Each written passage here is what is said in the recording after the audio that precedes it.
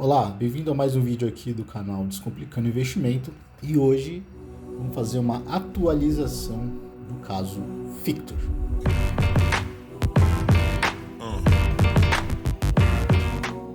Bem pessoal, eu fiz um vídeo que eu lancei recentemente falando sobre o caso Fictor, né? Para quem não conhece o caso Fictor, não viu, eu recomendo que veja primeiro aquele outro vídeo onde eu coloco a minha tese.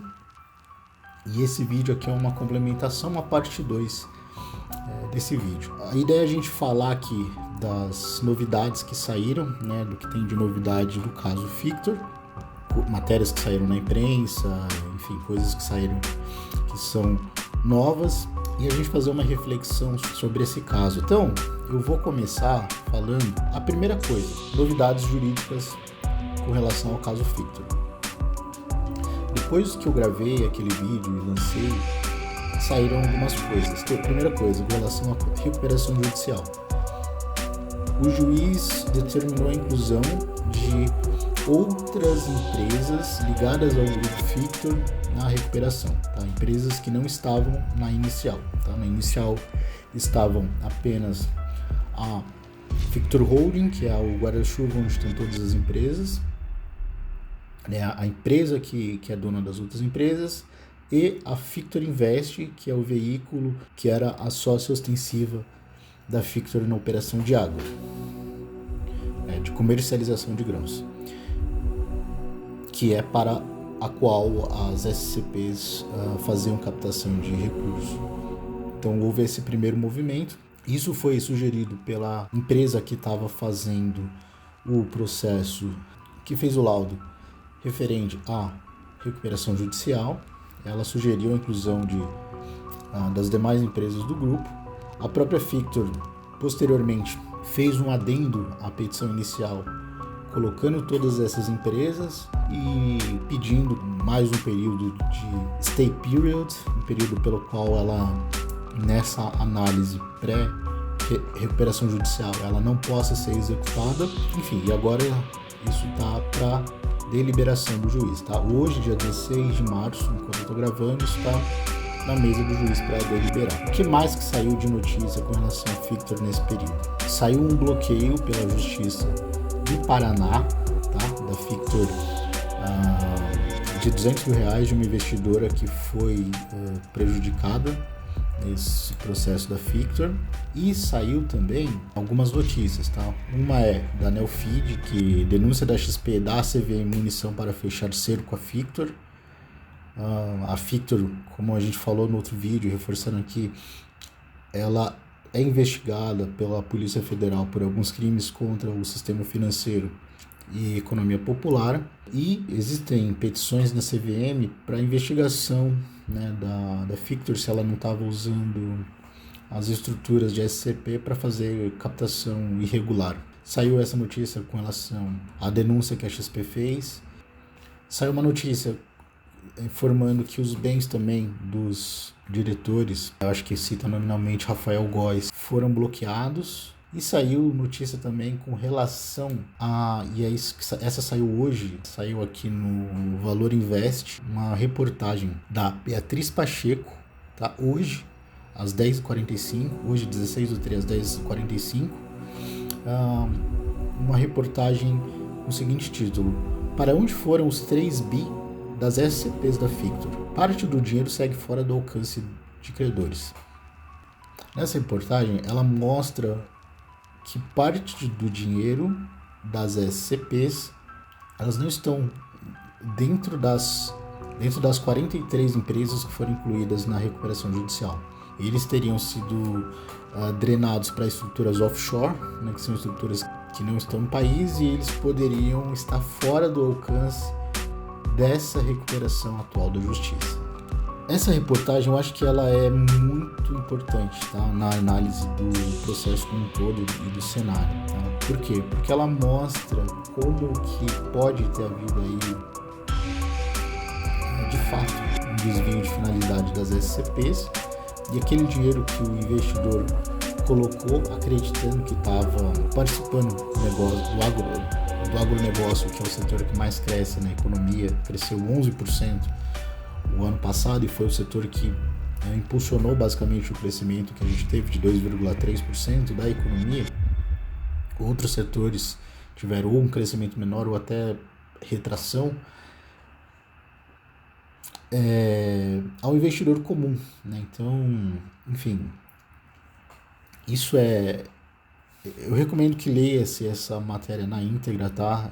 Fala das estruturas de offshore, as ligações com o Daniel Vorcaro, que também tem offshore.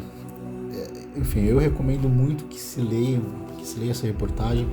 Ela pode esclarecer alguns pontos, como quando saiu a RJ, algumas empresas como a Cefer, enfim, ela falou: não, eu não sou credora da Fictor. E essa reportagem explica qual é a possível causa da Cefer ter aparecido como credora nesse processo. E um spoiler, isso está ligado ao Daniel Vorcaro, tá? Eu já tinha feito a gravação desse vídeo, eu tinha concluído, e antes que eu lançasse saiu novidade, então eu já vou aproveitar, já vou incluir aqui também, tá? Com relação ao caso Fictor, tá? O que acontece, né?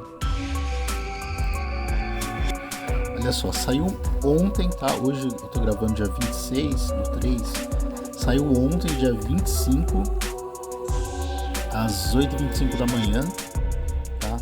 Essa novidade aqui, no caso, tá? Fictor. CEO e ex-sócios do grupo Fictor que iriam comprar o Banco Master de Vorcaro são alvos de operação da PF sobre fraudes bancárias. Operação Phalanx tem o objetivo de desarticular a organização criminosa especializada em fraudes bancárias contra a Caixa Econômica Federal. Comando Vermelho usava o mesmo esquema de lavagem de dinheiro, tá? Reportagem aqui da Isabela Leite, Bruno Tavares, Léo Alcoverde e Isabela Camargo, tá? Essa aqui é a notícia que saiu no G1. A notícia saiu também em todos os portais aí de notícia que nós temos por aí. E aqui tem um vídeo, tem esse vídeo aqui, tá? Da reportagem. Eu vou passar aqui pra gente também incluir aqui na nossa reação, tá? Momento, a Polícia Federal faz operação em São Paulo, Rio de Janeiro e Bahia contra uma organização criminosa especializada em fraudes bancárias e lavagem de dinheiro. Sabina Simonato tem os detalhes. Bom dia, Sabina. E nessa operação tem alvos ligados ao Comando Vermelho e ao Grupo Fictor. Sim, Ana, e só no dado de segurança preventiva tem 21 ao todo. Bom dia a você, bom dia a todos. Gustavo Nolasco acompanha essa operação. Bom dia, Gustavo. Quais informações você tem até o momento? Bom dia, Sabina, a você e a todos. Essa operação investiga uma quadrilha que é suspeita de fraudes a instituições bancárias como a Caixa Econômica Federal, também tem também até o momento o Polícia Federal, com o apoio da Polícia Militar, com de mandados de prisão preventiva, além de 40 mandados de busca e apreensão aqui no estado de São Paulo, no Rio de Janeiro e na Bahia. Aqui na região foram 20 mandados de busca e 9 mandados de prisão preventiva. De acordo com a polícia, tem alvos em Americana, onde estava o principal chefe do sistema, e ele está foragido nesse momento. Além de Mineira, claro, Sabina e Campinas. Agora foram 14 presos, como eu disse, o principal alvo ainda não foi capturado. Entre os alvos de busca e apreensão estão Rafael Góes, que é sócio fundador e CEO do Banco Fictor, e Luiz Rubini, que é ex-sócio e subscritor do banco, que tentou comprar, inclusive, o Banco Master em 2025. Entre os alvos aí estão gerentes de bancos, contadores e membros de facções criminosas de São Paulo e do Rio de Janeiro. Essa investigação foi em 2004. A polícia descobriu que o criminoso cooptava funcionários de instituições estrangeiras e usava os presos para movimentar valores e ocultar aí. Hoje foi determinado bloqueio e sequestro de bens imóveis, veículos e ativos financeiros até o limite de 47 milhões de reais. Mas a polícia suspeita que esse banco tenha movimentado aí um valor de 500 milhões de reais ao longo dos últimos anos. Essa operação segue em curso, mais prisões devem ser realizadas. Eu volto aí com você. Essa movimentação de mais de 500 milhões de reais aí com uso de empresas de fachada, dados falsos ali em sistemas bancários. Obrigada, viu, pelas informações, a gente acompanha, Ana. Claro, qualquer informação atualiza aqui, Sabina. Então é isso, né? Esse é o vídeo aí que foi feito da reportagem inicial, né? Que foi feita com relação a essa novidade da Fictor, tá? Eu acho que é relevante, não podia deixar de fora do próximo vídeo lançado, tá? Enfim, vou deixar também o link dessa reportagem aqui, né, entre os links divulgados, né, entre os que eu já tinha colocado anteriormente, né? Mas enfim, só passando aqui por cima, né, Rafael Góes, sócio fundador e CEO do Grupo Fictor, é um dos alvos da Operação Phalanx da Polícia Federal, que acontece na manhã desta quarta-feira, 25, em 3 estados, tá? Só que aconteceu ontem, com relação ao momento que eu estou gravando, eu devo lançar esse vídeo o quanto antes também, não quero demorar muito para lançá-lo. E assim, acho que é importante, né? Isso aqui é muito emblemático porque ele fala, vamos voltar aqui. Ele fala sobre um esquema que era compartilhado com o Comando Vermelho, né? Os suspeitos aqui, que incluem o Rafael Góes e o ex-sócio do Grupo Fictor, Luiz Rubini, usavam o mesmo esquema de lavagem de dinheiro que é usado pelo Comando Vermelho. Acho que isso é emblemático e coloca aí uma nova camada aí nesse caso Fictor, esse caso tão complexo, tá bom? Então é isso. Olá, e agora atualização, né? Creio que é a última parte do vídeo, né? Eu pretendo lançar logo esse vídeo aqui que tá ficando grande. É o segundo update que eu venho fazer aqui depois que eu gravei, porque já tem um bom tempo que eu gravei também, né? Enfim, mas o que acontece? Aconteceu um evento importante e não tem como não trazer, né? A Justiça de São Paulo aceita pedido de recuperação judicial do Grupo Fictor. Então, o pedido que foi feito inicialmente contendo ali 2 empresas do grupo, depois foi expandido para todas as empresas do grupo, foi aceito oficialmente pela Justiça, né, no último dia 20, aí, bem, a reportagem do dia 20 foi mais ou menos ali que foi aceito, né? Na sexta-feira, dia 17, eu estou gravando hoje, esse vídeo dia 27, então já tem 10 dias aí. A Justiça de São Paulo finalmente autorizou o processamento de recuperação judicial do Grupo Fictor na noite da sexta-feira 17, a decisão da terceira vara de falências e recuperações judiciais. Contempla a Fictor Holding, Fictor Invest e a Fictor Alimentos. E tem mais empresas, tá? Não são só essas não, tá? Além do que a jornalista Letícia Alves colocou aqui, tá? A juíza Fernanda Pérez Giacomini estabeleceu o regime de consolidação substancial para as 3 companhias. Enfim, são mais companhias, tá, que estão na recuperação judicial, pelo que eu li. Mas, enfim, o ponto crucial é o seguinte, tá? Acho que o que é interessante que aconteceu nessa RJ.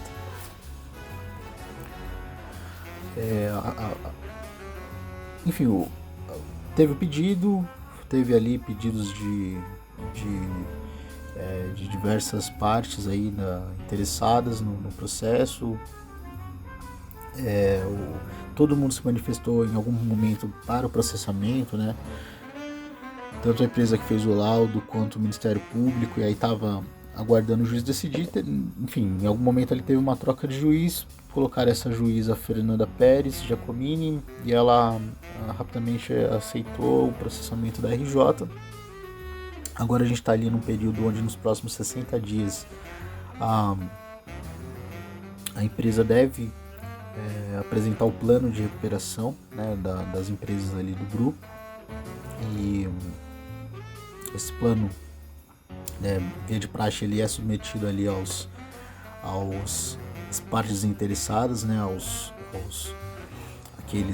credores da Fictor, né, e aí, enfim, deve ser feito o processamento, né. Tem um stay period ali de 180 dias que foi definido, ou seja, durante 180 dias a partir ali do deferimento, dia 17 de abril, não pode ter nenhuma execução judicial das empresas do Grupo Fictor, né? É importante, isso dá uma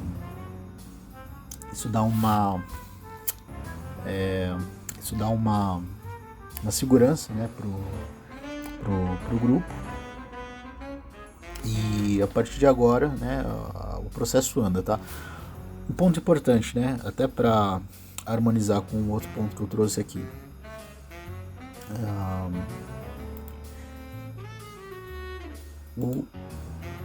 O fato da RJ ter sido aceita não significa que não houvesse outros crimes, tá? Contra a economia popular, envolvendo pirâmide financeira ou esquema Ponzi. Existe a investigação da Polícia Federal no que concerne a isso que vai estar acontecendo e vai continuar acontecendo. Existe a recuperação judicial que foi aceita ali pela Justiça da Vara de Falências. Ambas andam em paralelo, né? Tanto que pode ter...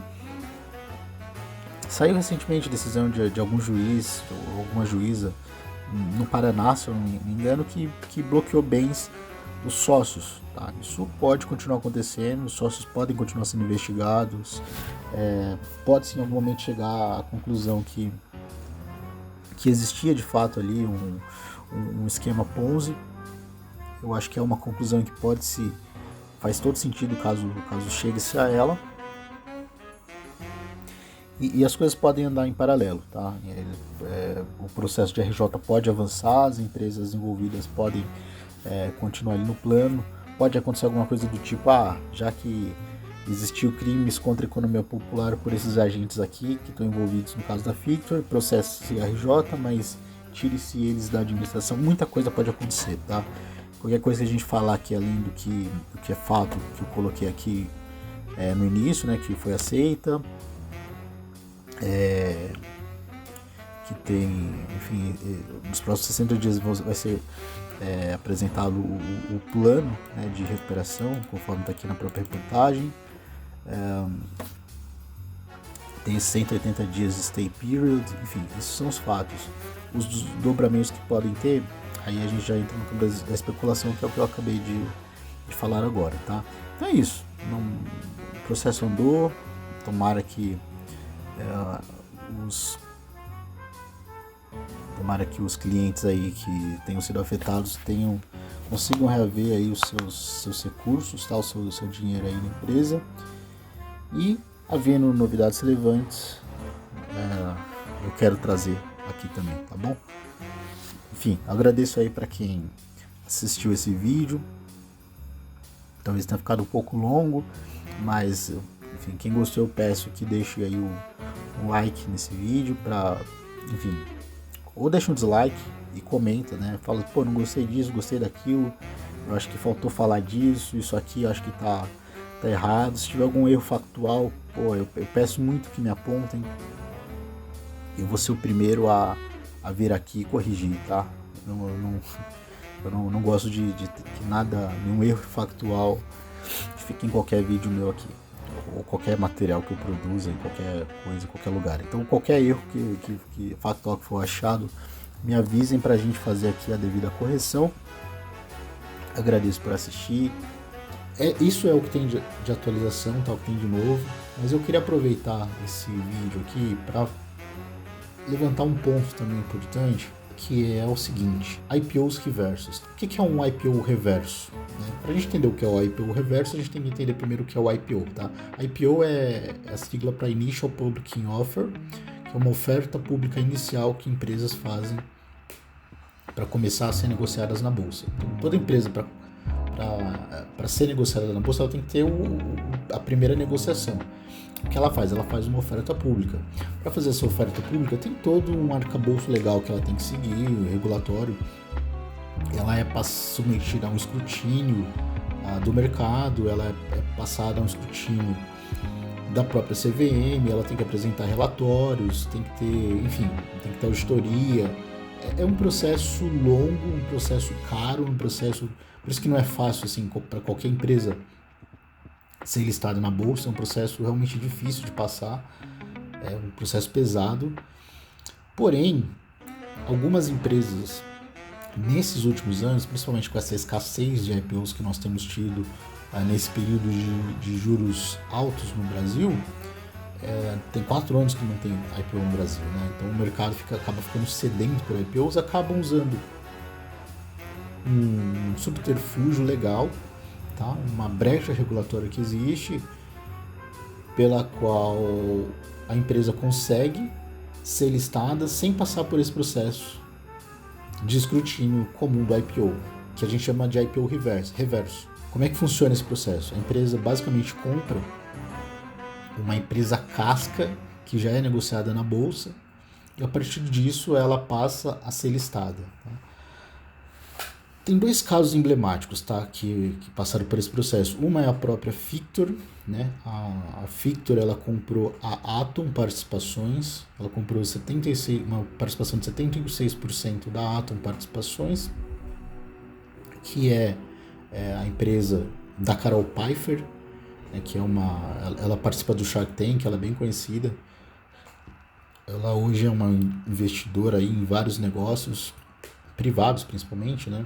Mas ela tem um histórico aí de ter mesa de operação, né? De mesa proprietária. Ela deixa as pessoas operarem o capital dela, da empresa dela. Ela tinha essa empresa listada, a Atom. A Fictor comprou a Atom, fez uma reestruturação societária da Atom, que se transformou na Fictor Alimentos, que é hoje negociada na B3. Se você abrir o seu home broker aí, FICT3, FICT3, você pode comprar, vender, pode negociar essa ação. Qual que é o ponto, tá? E aí aqui entra uma tese minha, que inclusive eu estou preparando uma consulta para fazer a CVM. Atualização. Consulta à CVM foi feita, tá? E ela virou um processo administrativo. Eu vou deixar aqui os dados para ser consultados. A gente deveria ter um escrutínio melhor sobre essas empresas que fazem IPO reverso. A gente deveria ter um processo pela qual ela passa, no mínimo, por um escrutínio parecido com uma empresa que chega à bolsa pela porta da frente, vamos dizer assim, pela via comum. Podem se estar aproveitando de brechas legais, está tudo dentro da lei, não tem nada de ilegal no que foi feito, tanto pela Fictor quanto pelo outro caso emblemático que eu vou falar também, que é da REAG, nesse processo. Enfim, é colocar essas perguntas para o regulador para pensar.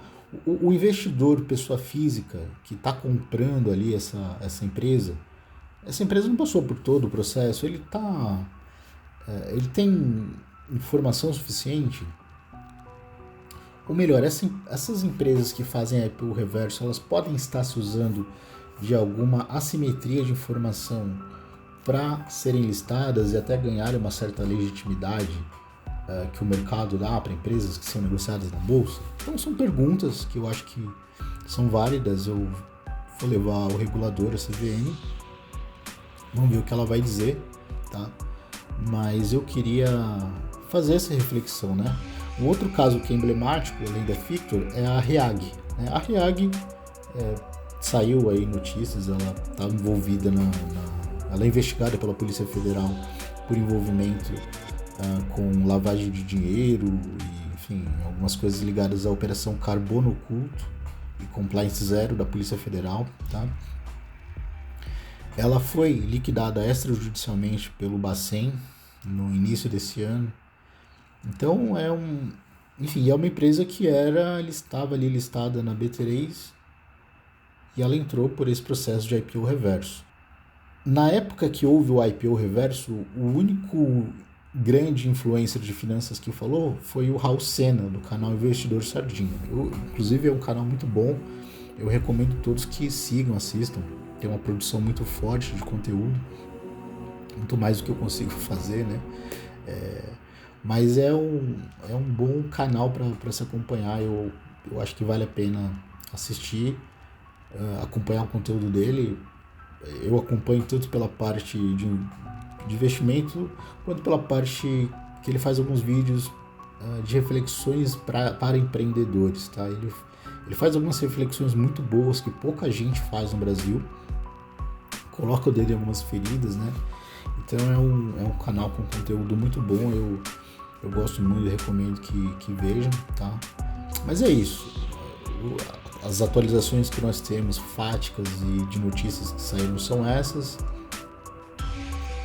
eu queria deixar essa reflexão também da questão do IPO reverso, tá? Para que se pense, será que o investidor está munido de toda a informação que ele precisa sobre aquela empresa que entrou pela porta de trás da bolsa, não entrou pela porta da frente, né? Entrar pela porta da frente, eu não estou falando de tocar o sino lá na B3, que isso é simbólico, estou falando de todo esse processo de escrutínio que a empresa precisa fazer para ser listada, para fazer o processo do IPO, né? Nesse processo que é 100% legal, fazem tudo dentro da lei, né?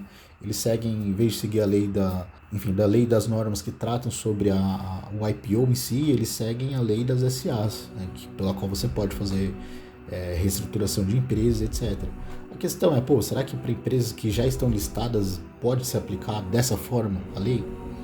Enfim, eu não vou entrar nessa questão jurídica, mas existe é uma questão que eu acho que é válida a gente refletir, pelo menos, né, como investidores e como participantes do mercado, se esse canal, se essa via está correta ou não está, se pode ser melhorado ou não, enfim.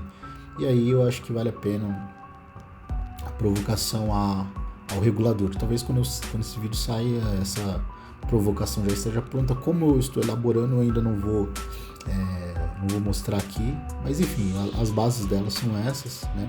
Até, enfim, fazer estudos também olhando para coisas que aconteceram lá fora, que a SEC, como que a SEC encarou a questão e coisas do tipo.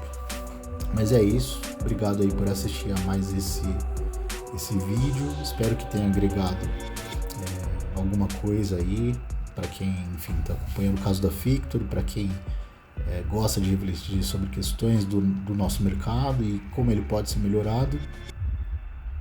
Nos últimos vídeos que eu lancei eu estava gripado, eu peço desculpas, ficou muito ruim assim, enfim, voz anasalada, enfim, tô tentando, tentei dar uma limpada na edição nas partes que eu acabei respirando um pouco mais forte, né, enfim, mas é isso. Se esse conteúdo te agregou de alguma forma, enfim, você achou positivo, te trouxe alguma reflexão, alguma coisa boa, eu peço que deixe o like. Se tiver alguma coisa que eu falei que está errada, por favor, eu peço que me corrijam aí, deixem um comentário, me mandem uma mensagem que se eu falar alguma coisa aqui errada, enfim, eu sou o primeiro interessado a corrigir.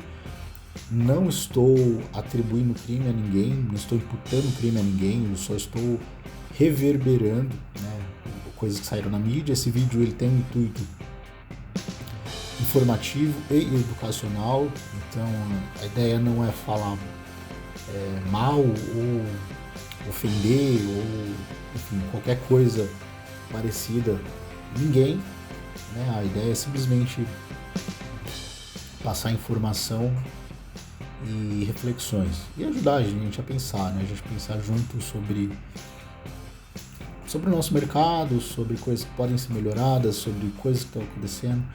Eu acho legal a gente fazer essas leituras a quente, né? Porque, enfim, em algum momento essa questão da Fictor, né, que é o veículo pelo qual eu trago, a fonte primária, é o veículo principal das informações que a gente está discutindo aqui. Essa questão vai ser resolvida, a gente vai ter aí um desfecho e, enfim, vai saber o que aconteceu, o que não aconteceu, mas é legal a gente ir refletindo a quente enquanto a questão está acontecendo, de fato, né? Então, é isso, tá? Eu espero que esse vídeo alguma coisa de boa traga e obrigado por assistir. Tchau.